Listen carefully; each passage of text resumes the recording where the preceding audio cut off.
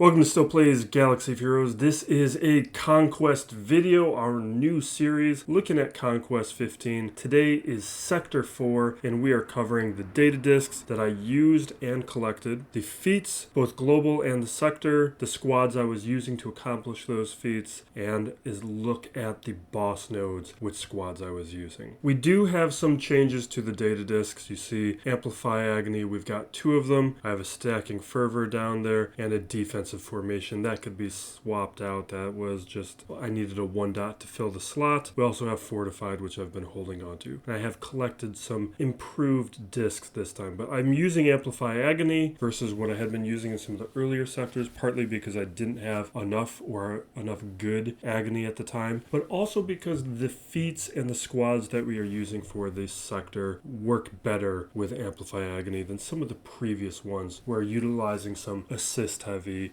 or Galactic Republic related discs was beneficial. At the first fork, we get some decent options. We got a Leader's Resolve, a Ruthless Swiftness in blue, Savior we already have, but we have Amplify Agony in green. I go for the Agony. That Swiftness was tempting, but we only have 1 Agony, and there's never a guarantee that you're going to get more. There have been previous conquests where I've passed on greens, hoping to get blues, and then just not be able to get another one at all for the rest of the conquest. At the crossroads, these were fairly mediocre, but there was one decent one here that I did want. You can see nothing there. Really nothing here as well, but down on the bottom, we got a Zealous Ambition, and I don't have a lot of those. So when I get to it, I'm going to be grabbing that one. At the next fork, we have Protection Recovery, Optimistic Support, nothing special there. And in the lower area, Solid Intel, Master's Technique. That Master's Technique was tempting. I almost grabbed it just because nothing's here. Why not grab it? But I decided, looking at the discs that I've been using, having something that was only 1 dot is something that I didn't have enough of. It's actually one of the places I'm lacking with the current inventory of discs, just being able to slot in something to fill that last spot, and so I ended up grabbing the Protection Recovery. After the boss node, Certain Defeat, I have a green one. Leader's Resolve though in blue. I skipped one of those earlier, and I decided I was going to grab it this time. It's just, I really like it. I've used it in the past. At the start of Sector 5, we get a blue Protection Recovery, so that immediately outdoes the one we grabbed earlier. But I didn't bother swapping it out at this point, not worth the energy. Global feats, we're going to touch more upon these after Sector 5 tomorrow, because that's how I approach this stuff. Global feats, I say for the end after we get through these sectors. What I'm trying to do during the first 5 days of Conquest is just to get through each sector, make as much progress on feats as possible. Then I start filling in the holes. And today with my globals, there's no real changes here. I am saving Captain Rex for Sector 5 where we have to use Phoenix, Dark Trooper Moff Gideon. We made a lot of progress on yesterday in Sector 3 where he worked more with the feats, and now we have another Amplify Agony where we can probably get some more to make that feat a little bit easier. There's ways to do it if you have enough Agony. The Padawan Obi-Wan, Master Qui-Gon, I tried it from time to time today using a Padme lead. Need to tweak it and refine it. The problem is at 3 stars, Pow gets knocked out. But it's definitely going to be easier on the early sectors. That's why we're just working on getting the best discs possible first. Then we're going to handle these kinds of feats at the end when we have the discs to make it a lot easier to do it. Plus we can just choose nodes that are going to be favorable. Gungans, this is one I'm saving for after we get the right discs and doing it at the end. I did use them today in Sector 4 because they do relate to Sector 4 feats, but it just wasn't happening for me. With the Gear 11, it's tough, plus I'm not using consumables yet. I might be using them later to try and accomplish them. We'll talk about that in a moment.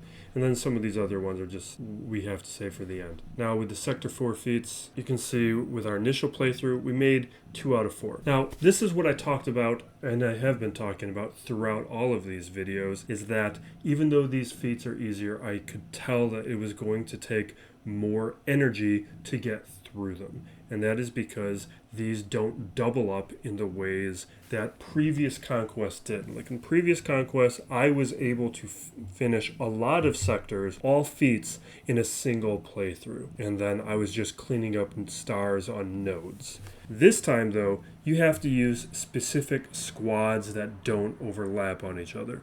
Although Gungans do overlap with accuracy down. So if you have a good enough Jar Jar squad, you could be doing shield up and accuracy down pretty easily. Rebel units, though, they don't have any accuracy down characters, and a Grievous squad doesn't have accuracy down characters. Now, you could cheese it and make a mishmash of characters in order to accomplish some of these things, but the problem then is beating the node is not very effective, and you might not be making progress. And at this point, that's a waste of energy to me. I want to get through the sectors. And the squads that I was utilizing today, one, Gungans, we mentioned this, that's going to work with accuracy up.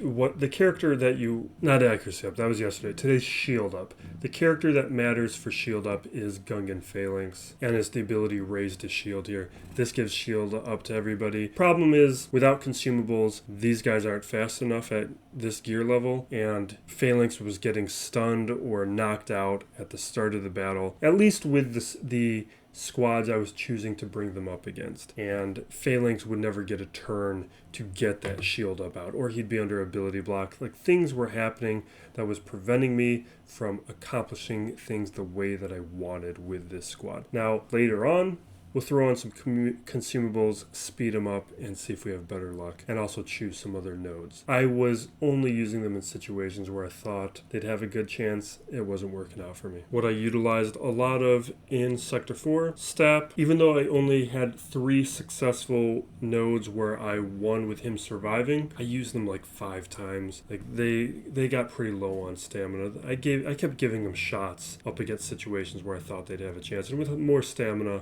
they probably would have won. And I used Inquisitors a lot. Inquisitors accomplished that accuracy down feat very quickly. For Rebels, it was everything. I did CLS squads. I did Rebel Fighter squads with Leia. And I don't have a preset for it, but I also did Rogue One characters.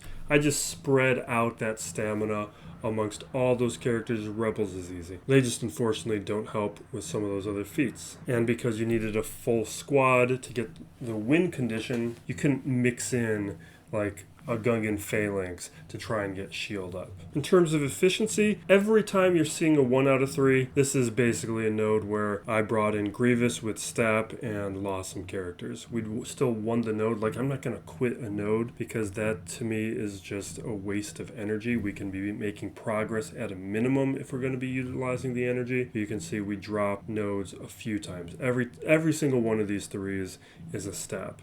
This one was Padme, and so was this one. This is me attempting Padme with Qui-Gon and Pow, but I kept losing Pow in these. It's close. I didn't bring in a tank, though, and maybe that would have made the difference. For our boss node, we got Bo-Katan, Mandalore, and Dark Side characters. These, if you got Bodalor, this stuff's easy. You have plenty of options with Dark Side characters. Not a problem here. And Bodalor's going to crush this.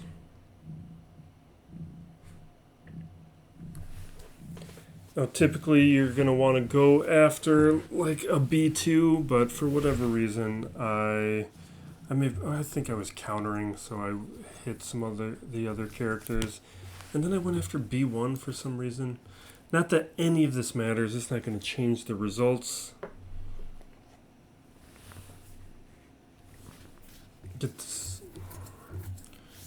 And now I've started using my brain and shifted over to B2. B1 goes down, then I want to just take care of Droideka. Like, this was easy, and I just skipped Stap and saved him for the end because I had a mass assist where I knew we could take out Grievous. On the dark side attempt, this is another spot I used Inquisitors. Just with all these AoE abilities and stuff, they're just getting through that accuracy down feat very quickly. I only used them maybe 4 times. I did not use them too many times. You can just see they absolutely crush it, especially with the Amplify Agony. With Boss Nass and the Gungans, we've got Leia surviving and no GL. At this point, though, you can see I have reduced stamina. We got down to 60. Actually, I probably got down to 50 earlier in the day when I started using Leia. So this was going to be a little bit riskier. Could have saved it for later, but I rolled with it. And I still won with this low stamina, but I didn't get 3 stars. Full stamina, we're getting 3 stars.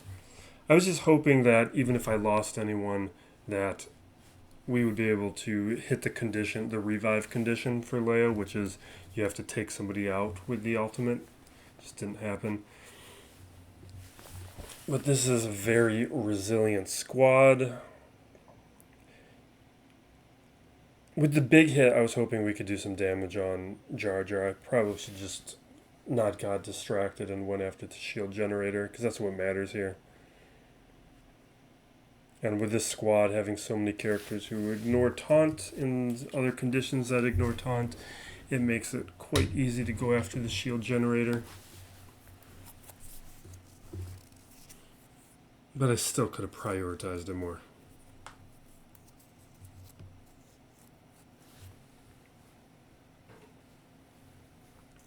Yeah, and you can see we lost old Ben, but he was at 60% stamina. Not ideal. Shield generator's down. BlueStacks is lagging and processing this stuff. I wish I got on that beta. So going after Jar Jar, like this team also falls apart after Jar Jar's gone.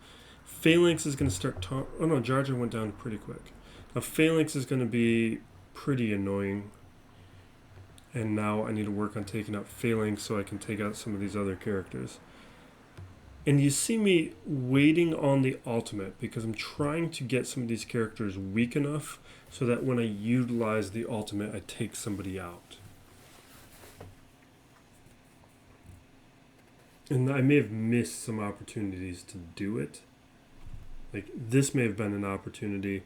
I did that ability. I didn't think it would take everybody out, but it did. But that may have been the Amplify Agony doing it, and maybe we're not getting the Amplify Agony on the ultimate. Because here I attempt it, similar deal, and we don't get it.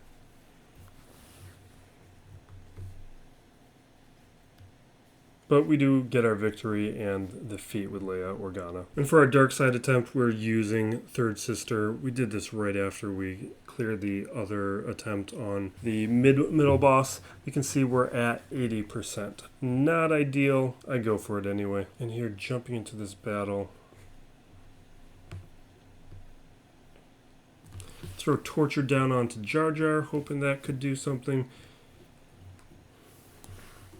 They do a big AoE and immediately knock out 8th. And at this point I was like, maybe we got some bad signs here and I should be worried. Because that was a pretty rough opening. But the rest of this, it goes pretty clean. See, what I like about the Inquisitors here is there's a lot of AoEs. And there's a multi-instance attack with Third Sister, which took down the shield generator very quickly. Jar Jar here, again, is our priority to take out first. But we can't ignore taunt in the same way that we could with Leia. So you're going to see me have to deal with Phalanx. And we're not making a ton of progress.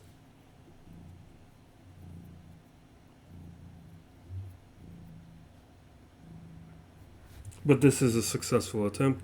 We're not...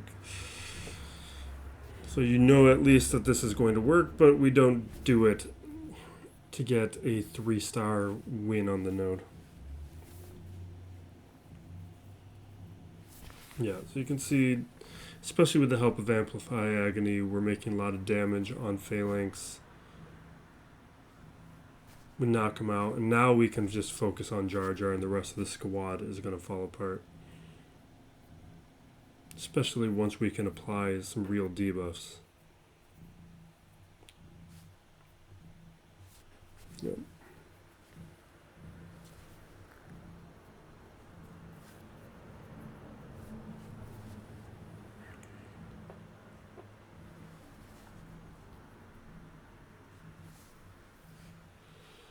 So some options that synergize very well with the feats if you do have a third sister squad, which I know not everyone does, although she is increasingly common. And that wraps up Sector 4. We will be back tomorrow with Sector 5, do it with our initial playthrough. We will also start looking at some of the global feats now that we will have completed the sectors, collected all of our data disks, and can start taking the energy to be a little less efficient and just grabbing and wrapping up feats where it makes sense. And in the meantime, we got our other videos that we're pushing right now. We got my LVT video on Braca with Seer and Cal. I like that one. I would appreciate if you guys check that out. And then we have, what else?